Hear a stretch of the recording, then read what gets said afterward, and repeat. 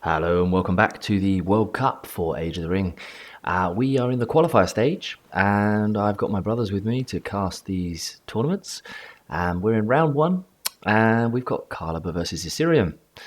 So first of all, can we just start off by saying how amazing these buildings are? Is that a castle in the middle, mate? Yeah, it is. To be fair, it's pretty gorgeous, isn't it? And then actually, I think they made it smaller. Yeah, they made it smaller. The tree, or the castle. Yeah, well, no, the tree is still never colossal. Get smaller. I think to be honest though, I'm quite here for the tree being like enormous. It's great. What I meant was the castle one. This was a map that in the update they made the fort, as it were. We call it a fort, just slightly smaller. Okay. So let's get straight to it then. Sam, then who are you going to pick? You got Caran-Lambar in the top right, and then it's Assyrian in the bottom left. Who are you going for? Well, I'm going to go with the current form of 1-0 to Caran-Lambar, so I'm going to go 2-0 to Caran-Lambar. Okay, fair play. Brilliant. I'm going to be honest with you. Rohan, really, really hard to play in this version of the mod. I think I don't know if it's that. Well, I think it's because each of their buildings that produce troops come out of a different thing. So, like for example, they get swords out of their farms. They have to build a completely separate building to build pikes. So, like early game, if you rush Rohan with cavalry, and then so if you do like a stable delete, it's really hard to counter because you have to build a barracks or like a whole barracks to just get pikes. And their late game are locked away, aren't they? Behind the units are locked away, and that sort of means it sort of pushes you into the cavalry route, really. Doesn't it just? And I think so. It does kind of make it quite predictable because unless you go for Horns of the Westfold, which is like a level tier 2 power, so it's like 10 power points. It just makes it really challenging. They are looking, so the developers are looking to adjust that. I thought they retired. Have they not retired yet? Do you know what? If anyone deserves retirement, it's these guys. So they've, so no, they're not retiring. They are. Thank goodness. Oh yeah, I know. But that can't happen. No, so they're making a few adjustments. Yeah, you can never retire. But they're making a few adjustments. So, for example, like patches, similar to what they've released last time. So, like just dropping out a few like changes to like create balance. One of the suggested changes they're going to bring in is the ability to build pikes out the farm. So, like instead of just building. Okay. I mean, that is so needed. It's so needed because, bizarrely, if you just rush Rohan with pikes and cavalry, it's just they struggle to cope with it.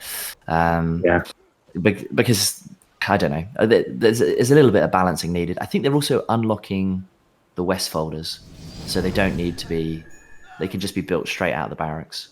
Okay. Oh, look at this! Or even they can reduce the power so that it's available earlier. Really, couldn't they?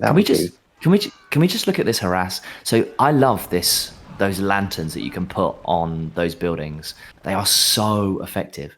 And this is quite an awesome game here. We've got some real harass coming in here from Rohan, which is Caran-Lambar.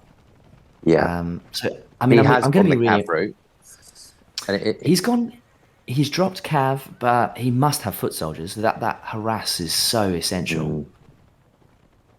Now, I love this little map. It's so cool. So look, the pikes, easy counter, but mobility is the change. And also, look, and this is what I was saying. Look, do you see the pushing the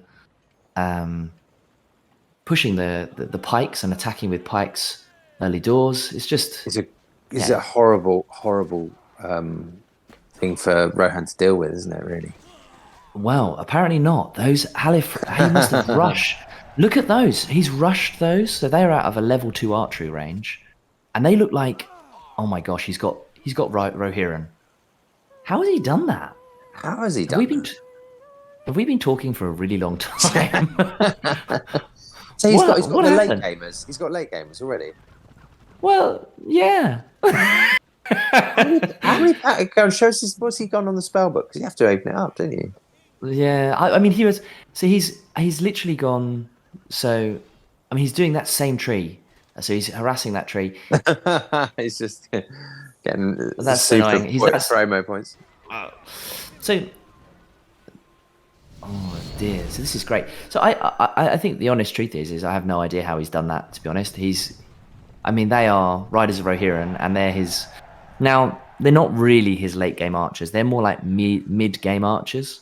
What I mean by that is, for example, they don't even hold a candle to, I don't know, Easterling archers or March Wardens or anything like that. I don't even think you can give them fire arrows. No, you can't. So they're proper mid game. They are quite good in the early game. Apparently, no peasants. That's what he's missing. Do you see that? Yeah. I mean, it's interesting to see how good players are playing these factions, aren't they? Because I would totally peasant spam. That would be my go-to, and then throw out some cav. But no, it's it's interesting because I mean those archers are obviously doing a lot of damage. I would never think that what you need to build against Lothlorien is archers, but it's what I'm not going to lie, it's working. Yeah, and also using the cav really as the Harris that you need, don't you? You need to sort of 1v1 apply the pressure, and that's exactly where the cav comes in. So you absolutely have to have that. But he's ditched the peasants, which is interesting. I do think though I'll be honest. Like if you look at the numbers of units he's got on the map, it's pretty small. They are expensive units, high risk, but I would say that Assyrian actually has a stronger army if he blocks it together. Yeah. Because there's only 2 units there, but it's just that show of power. Nice. Okay, so there is high ground. Halifaxians of getting maybe you don't want to admit. Oh no, the lanterns have stunned those Halifaxians. Nice. I mean, no one wants to miss, so it's good to get up close, I guess. Okay, hang on. So Assyrians built Ramil. He's your go-to hero for Loth, isn't he? Really is. Yeah, he absolutely is. But anti-cav. Oh my How God. anti-cav is he? Well, about to find out, aren't we? I mean, he is anti-cav, but not when Ioma is here. Anti-cav. Yeah. Okay. Oh, Assyrian has rushed late game cavalry. That's interesting, isn't it? I mean, they're £1,000. That late game, they come out the elite building. Yeah. And I didn't want to say I predicted it, but I'm pretty sure that army consists of pikes and cavalry. I'm just saying. Ioma's looking a little bit in a bad way, but apparently not. Apparently Ioma can kill pikes because that's the thing. My goodness, look at that. Oh, look at that. That is very well played by Assyrian, isn't it? Yeah, really nice. That is nicely done. And also backed up by Ramil there, which was pretty much spot on, really, wasn't it? Because he was just dropping. Absolutely. And the other thing as well, it's all about adjusting your army to counter what you're facing. So he's built better cavalry, and also the cavalry will sort the archers. And then here we go. Here's the downfall of Rohan. Rohan now needs to build an entirely new barracks to get pikes. So it's really clever by Assyrian because he's just manipulating his enemy, and so much of this is just a psychological thing, isn't it? It's kind of show of force. It is. Yeah, it's trying to.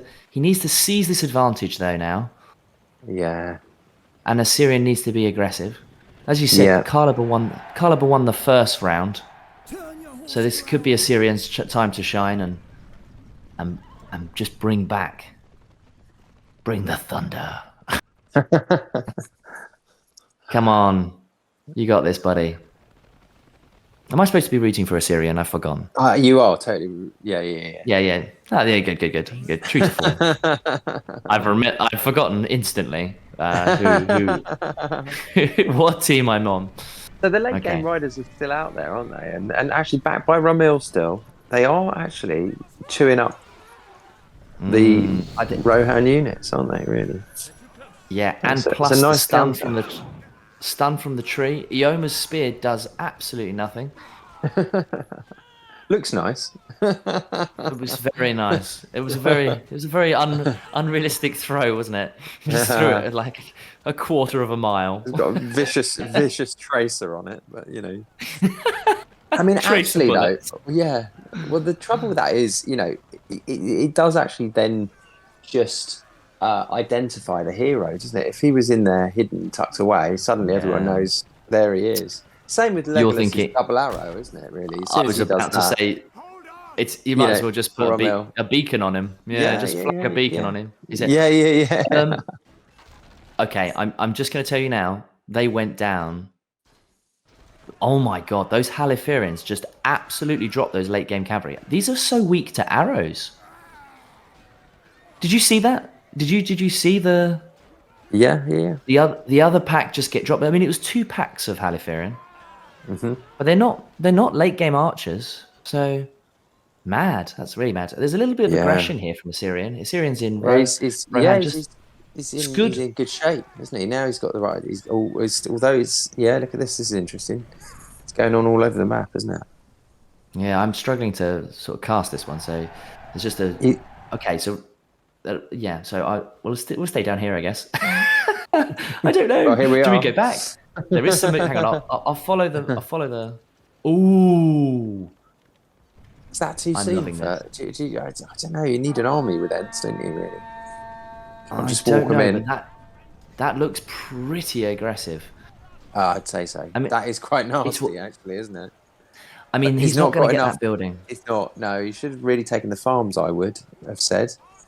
Yeah, he's not going to get a lot of change from that. It does force him to have to address it, so he's sent Ioma back, but he's just going to lose himself £1,000 worth of. And they're not getting out, are they? Let's be honest, because they're all ringed in now, aren't they? Oh, well, that was a shame because it's such promise. You know, I would have thought. I mean, I totally get it. It's a great trophy kill. But surely the eco comes first. See, I mean, that's the. I mean, once you see that farm that's on level 3, it's a real. It's almost so tempting because you know that if you lose that stables, you know, if you can get that stable knocked out, then it's game over for or at least you've got a huge advantage over Rohan. But yeah, it's just so hard to knock out for that exact reason because it's so. Wow, that is a lovely army from Caran-Lambar. Is that I have to say though? Oh look! Oh no! Now it's a bit icy. This is where it's a problem. See, Ents on their own, you know, that's not great. Horn of the Westfold. That is. Yeah, this could be the last. That's unfortunate. So that's the problem. Ents like that, you have to have protection. Otherwise, you're just going to get. Yeah, I mean, it's a lovely idea. It's like a sucker punch, isn't it? Yeah, how you'll get splinters if you don't have protection. You know, it's just absolutely nasty chafing. I think. Anyway, but really, what about this as an idea? If he'd have tucked that Ent moot further north and tried to sort of hide it somewhere, do you think that would have? You know, it was a bit obvious there, wasn't it? He kind of Caran-Lambar sort of found it by almost fell into it, you know, and so. I think Assyrian had the right idea, but I don't know. I don't know the Treebeard is this is an expensive loss. That is such a shame, isn't it? Because it was a stroke of genius with the late game riders and I don't think Assyrian was expecting. This is a very cool game. This is like a cavalry showdown, isn't it? Isn't it? You know, I didn't realize. I think the Rohan riders are faster. I'm getting that impression. The slightly just keeping out the way from the other cavalry. I see. We are so when the action gets really good, we both stop talking, don't we? we end up just watching like, this is so good. Okay, well, it's a really interesting contest, actually, isn't it? Because you've got kind of how both sides are kind of attacking each other's weaknesses, really. So it's. I think the big thing is mounted heroes. The mounted heroes for Rohan are really insane. cutting, making their cavalry just supreme. You know, like it's. I don't think you're really gonna get, do anything when there's Theoden plus Eoma. Plus heavy and they're armor. not going away. They're just getting more pro mode, and that he also has built late game pikes there, the King's Guard, which basically completely negates anything or any damage that those late game cavalry were going to do. Really, really ballsy to take on Rohan with cavalry. Well, actually, do you know, I think I've seen it a few times done, and actually, I think you just you sort of lace it with pikes, and you almost fishing for the cap. I've seen it done really well. Actually, it was against me, if I'm honest. I think that is quite clever when I kind of watched it back. I think we forgot that Carlabar's an absolute beast of a player, isn't he? That's the thing. Hey, mate, I will just say I was actually playing a different faction at the time, so I dipped my toe briefly into playing Rohan. Wow. Sorry, it's a bit of a fort rush here, and I mean that's kind of probably be the end of the fort, is it? Do you think? Is this? It's what a can lot he do? Units. This is exactly how my game against every.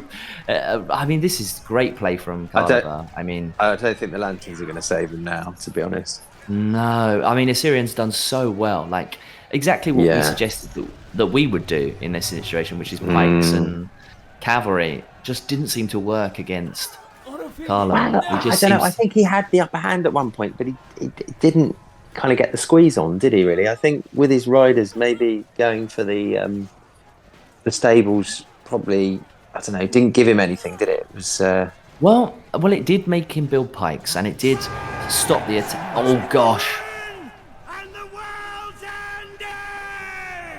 Hey, I love that. That's useful, isn't it? I love that soundbite, isn't it? It's so good. Do you know in the books? It's not actually Theoden that says that. It's Eoma. I don't know what you're going to do with that information. So Theoden doesn't actually say that line. It's actually Eoma that does that big charge. Sounds better in the film, doesn't it? I know. But Eoma actually gets shafted, because also Eoma's at the Battle of Helm's Deep. He doesn't ride down. He's actually fighting in the castle with Aragon. He goes out and defends the... it's GG, I think. He goes out and he defends the gate with Gimli and Aragon. So, there you go. There you go. But, I think he did fab. Assyrian, exactly what you should do. He built mid-game archers, so he built elite cavalry, completely dominated for a while. I just think he got unlucky that he found the Entmoot. It was a bit... The placement of that was probably a bit too central, wasn't it? Hindsight's a wonderful thing, but yeah, I think if he'd have built that in his base, maybe. I I just needed think an army with it, though, and Ents aren't cheap, you know. Yeah, it sounds like it. I think this is going to be game. I think he's deleting up, unless. Yeah, it sounds like a game. Like, really good game, really absolutely brilliant attempt from Assyrian. Cracking. Well done. Really good game. And at the end of that round, Caran-Lambar goes through to round 2 to fight Mr. Ralatier. Of course, me and my brothers will be there. We'll be casting it. And of course, I hope that you will join us. And we will see you there for the next cup match.